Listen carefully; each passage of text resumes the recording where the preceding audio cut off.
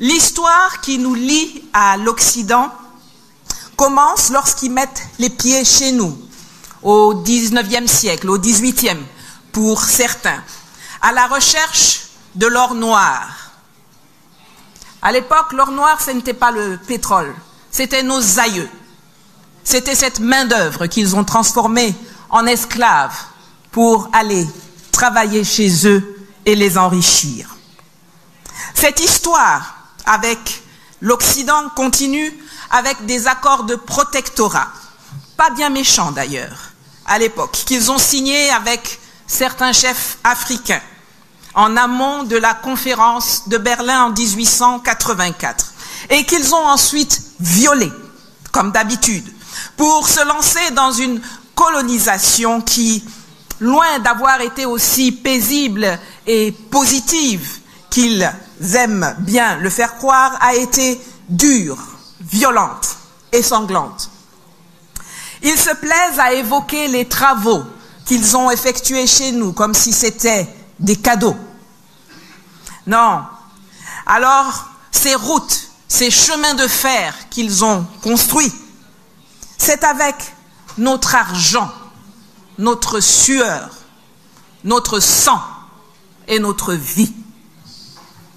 Loin du discours sentimental dont les tenants du pouvoir français d'hier et d'aujourd'hui aiment nous abreuver, cette histoire a ensuite été marquée par les luttes d'indépendance, mais aussi, on n'en parle pas trop souvent, par les luttes syndicalistes contre le travail forcé, pour l'amélioration des conditions de vie des populations maltraitées par les compagnies occidentales et par des bagarres autour du foncier.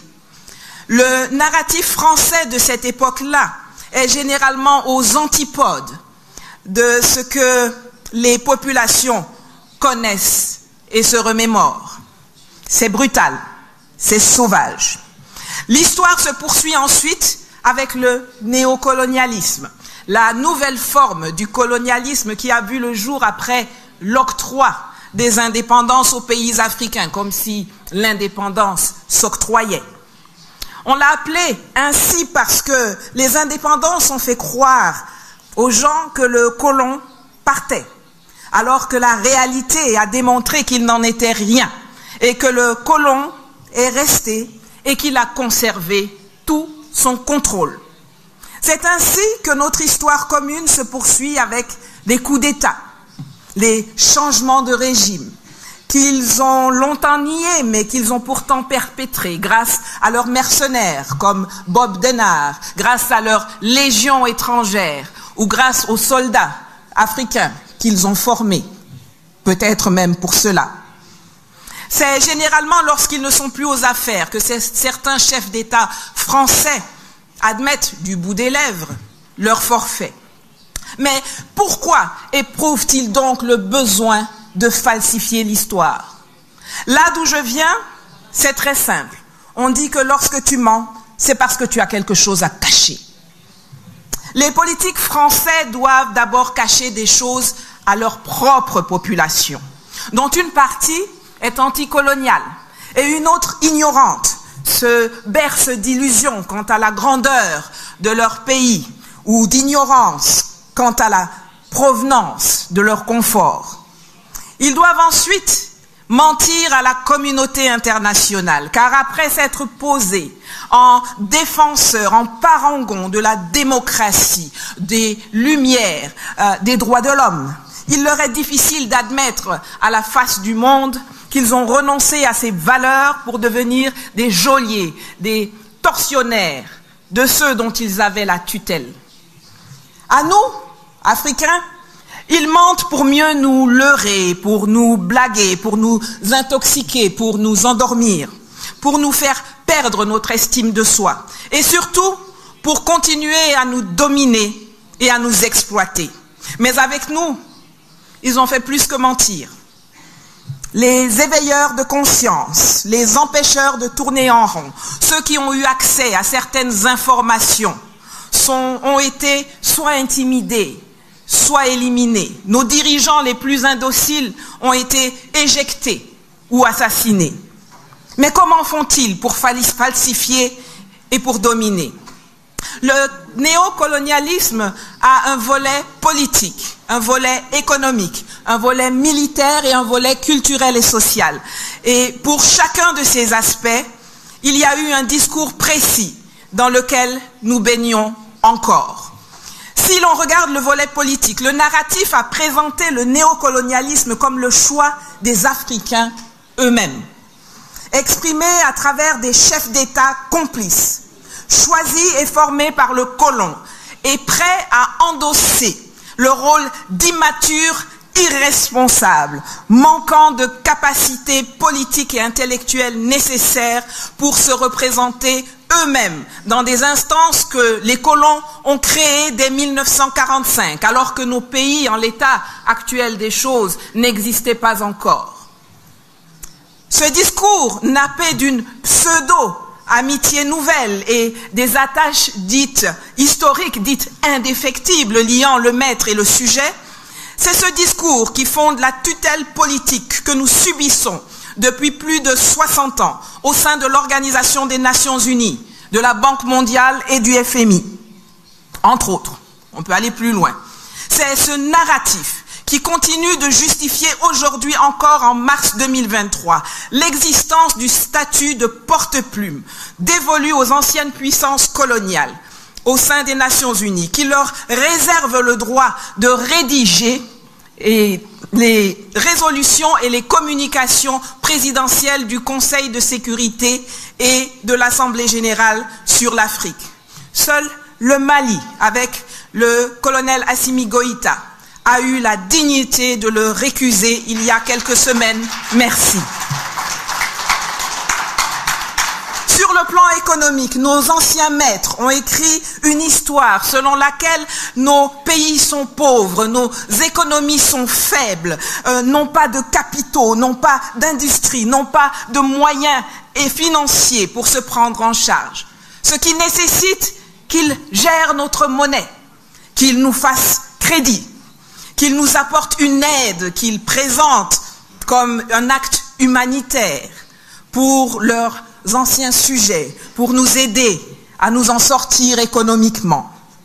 Encore une fois, les présidents africains complices acceptent de signer des traités léonins qui garantissent aux États occidentaux une protection solide et contrôlée contre la concurrence étrangère et leur permettent aujourd'hui encore de faire main basse sur nos économies, les finances publiques, les ressources naturelles de nos pays. Des accords infantilisants qui nous ont conduit tout droit au fiasco et qui font de certains d'entre nous des prisonniers du franc CFA, des éternels mendiants au guichet de l'aide publique au développement, des endettés improductifs devant l'éternel. Concernant l'aspect sécuritaire, le narratif des Occidentaux a consisté à dire que les pays africains nouvellement indépendants, ne disposant pas de structures nécessaires pour assurer leur sécurité, il fallait les aider toujours, en organisant pour eux la création d'armées et de services de sécurité. Dans le contexte de la guerre froide dont on a parlé précédemment, caractérisée par les luttes d'influence entre les blocs communistes et capitalistes, les anciens nouveaux maîtres ont mis en avant cette incapacité des Africains à se protéger eux-mêmes pour justifier l'installation permanente de leurs bases militaires sur notre sol, les contrats de formation et d'entraînement militaire avec leurs services, les contrats d'achat de matériel militaire conclus avec leurs entreprises ou par leur entremise. La falsification de l'histoire se prolonge enfin dans le domaine culturel et social. Pour bien tenir tout ce que je viens d'évoquer en harmonie et montrer que la culture de l'ancien colonisé est exactement celle qu'a voulu la puissance coloniale, on a créé le monde de la francophonie et du Commonwealth, qui ont réussi à transformer la culture en un instrument de pression politique, commerciale, en instrument d'intoxication des masses africaines du précaré, à travers les programmes éducatifs, les programmes scolaires, les programmes universitaires, les maisons d'édition, les arts, le sport, la culture et les médias, pilotés par la capitale de l'ancienne puissance coloniale. L'information n'est crédible, n'a de sens et ne doit être prise en compte par la communauté internationale que lorsqu'elle est validée par les organes de presse de la puissance coloniale. Et c'est ainsi qu'on voit nos présidents, nos ministres, nos députés, nos intellectuels se précipiter fièrement à longueur de journée pour donner à RFI, France 24, TV5, l'AFP, Vieille Afrique, enfin ça s'appelle Jeune Afrique je crois, des interviews et des opinions qu'ils dénient à leurs propres médias et participer ainsi activement au maintien de la fumisterie coloniale. Heureusement, l'Internet nous permet aujourd'hui de corriger cela. Et une vidéo, un tweet, une conférence, un live de Kémy Séba ou de moi a plus d'audience et plus de résonance que n'importe quelle émission de médias france-africains. Évitez donc d'aller à Paris. Que faut-il donc faire pour mettre un terme à cette falsification qui permet la pérennisation du néocolonialisme occidental? Les accords léonins signés par nos chefs d'État africains complices qui s'empressent de punir ceux qui en dénoncent les effets. Kémy a été chassé du Sénégal parce qu'il a déchiré un billet de 5 000 francs CFA. J'ai été chassé de Côte d'Ivoire parce que en 2019 à Sochi, j'ai dénoncé la structure du néocolonialisme français et son narratif mensonger. Les manuels scolaires, la culture, les musées, les médias sont les moyens visibles qui sont utilisés pour falsifier l'histoire et nous maintenir dans l'escarcelle du néocolonialisme occidental. Mais il y a toute une partie invisible, toute une partie qui se traduit par la dissimulation des archives et le soft power utilisé dans les coulisses des institutions, des événements, des conférences internationales auxquelles l'Afrique n'a pas accès. Quand les Français marchent la nuit dans les couloirs pour aller dire à leurs partenaires internationaux ce qu'ils ont le droit de faire ou non en Afrique, ce continent qu'ils continuent de considérer comme leur propriété et dont ils ont besoin pour survivre, ne serait-ce qu'en tant que puissance moyenne. C'est pourquoi je m'adresse à présent directement aux amis russes dans la salle. Ouvrez vos archives. Donnez-nous les preuves que vous détenez de ces agissements. Maintenant que vous voyez leur méthode et que vous en faites aussi les frais aujourd'hui. Avec la réécriture de l'histoire, de la contribution de la Russie à la marche du monde et au bien-être occidental, vous comprenez, j'en suis sûr, nos besoins, mieux que jamais. Vous étiez à Berlin en 1884, nous n'y étions pas. Vous étiez à Yalta, nous n'y étions pas. Vous étiez là en 1960, nous n'y étions pas. Partagez-nous vos informations et vos archives pour nous aider à déconstruire efficacement, scientifiquement, la falsification de l'histoire qui fait le lit du néocolonialisme. Quant à vous, mes frères et sœurs parlementaires africains, j'ai aussi quelque chose à vous dire pour conclure. Tous les jours, au péril de notre vie et de notre confort, nous faisons notre part pour déconstruire le carcan mis en place pour nous maintenir dans l'asservissement.